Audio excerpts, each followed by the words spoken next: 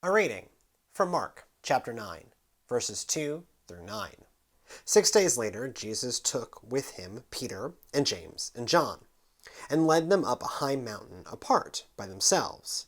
And he was transfigured before them, and his clothes became dazzling white, such as no one on earth could bleach them. And there appeared to them Elijah with Moses, who were talking with Jesus. Then Peter said to Jesus, "Rabbi, it is good for us to be here. Let us make 3 dwellings, one for you, one for Moses, and one for Elijah." He did not know what to say, for they were terrified. Then a cloud overshadowed them, and from the cloud there came a voice, "This is my son, the beloved, listen to him." Suddenly, when they looked around, they saw no one with them, but only Jesus. As they were coming down the mountain, he ordered them to tell no one about what they had seen until after the Son of Man had risen from the dead. Peter and James and John get a front row seat to the grandeur of God. As with the crowd at Jesus' baptism, they witness God claiming Christ as God's Son and see Christ's place in the context of the other great leaders and prophets, Moses and Elijah. Christ's transfiguration serves as a declaration of Christ both serving an ancient role of prophet and doing it in an even bigger way as God's beloved Son. These 3 disciples get pulled along for the ride. They also show up at Christ's most human moment, too. After the Last Supper, Jesus withdraws to the Garden of Gethsemane, literally a place where olives got crushed, to do his own soul-crushing. He takes along 3 friends, who turn out to be rather useless by continually falling asleep. These same 3 then witness Christ's arrest. It's, once again, Peter and James and John. Peter becomes the most famous. Christ declared him the rock on which the church gets built, and that comes to pass. Acts of the Apostles dedicates a lot of airtime to Peter's exploits, leading the church, boldly preaching, getting arrested, breaking out, and coming to understand the inclusion of the Gentiles. Even after Luke stops recording, we have a fair amount of historical evidence that Peter goes on from Jerusalem to Rome, becoming the first bishop of Rome, supposedly getting martyred hung upside down on a cross, and getting buried where St. Peter's Basilica now stands.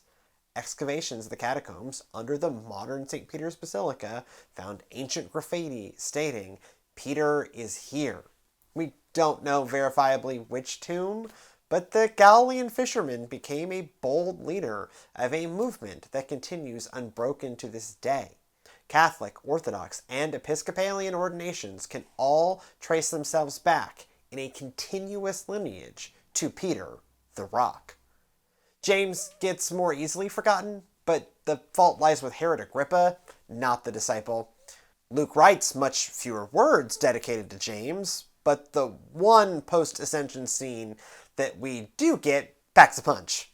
In Acts 12, he gets violently martyred by Herod Agrippa, as it says in Acts 12, verses 1 through 3. About that time, King Herod laid violent hands upon some who belonged to the church. He had James, the brother of John, killed with the sword. After he saw that it pleased the Jews, he proceeded to arrest Peter also. This was during the festival of unleavened bread. James dies by the sword in perhaps a bid for popularity by the bloody and paranoid Herod dynasty. He was the first of the 12 to die by martyrdom, and only the second martyr, after Stephen, reported in Acts. As modern Christians, it doesn't give us a ton to go on, but I think that it hints at a boldness in his ministry. Stephen got killed for turning into a public prophet. Peter and John only miraculously dodge imprisonment and death for their public preaching. To die by the sword of Herod might indicate that James's ministry grew sufficiently prominent to draw Herod's attention. John grows into one of the gospel's most important proclaimers. John gets the distinction of being the only disciple there at the crucifixion, and receiving from Christ the responsibility to care for Mary, his mother. As with Peter, the first half of Acts tells of his exploits preaching, getting arrested, and arguing before the council. However, a survey of the titles of the books of the New Testament remind us that John too kept working long after Acts 28.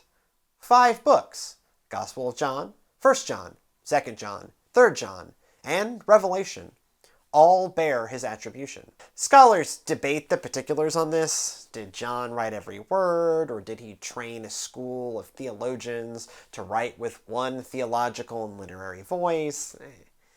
Either way, out of John's work comes our best explanation of the big picture of Christ's life, death, and resurrection. A communication of the good news in a Greek-friendly wrapper, a declaration of the centrality of love in God's work and the Christian life, and a picture of God's final victory and our opportunity to share in that victory if we can just hang in there. None of our texts give us any firm indication why Jesus took these 3 men up that mountain or into the garden with him. We know that Peter was Christ's chosen rock. John was the disciple that Jesus loved. James was John's brother, and thus Jesus' cousin. Did Jesus see their potential and thus give them extra opportunities, like any good teacher with promising students? Did Jesus, as a fully human man, simply feel closer or more at home with these 3 men? Did Jesus know that to achieve what each was called to do, that they would need a clear view of the big picture? While we don't know why they ended up in these situations, I believe that we can see the impact that their experiences had on them.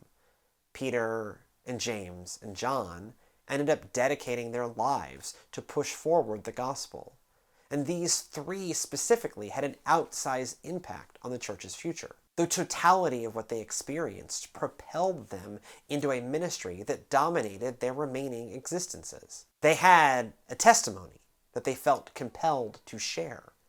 They saw the most, and what they saw changed them. This, to me, gets at the definition of true faith. An encounter with God so compelling that it changes how you live.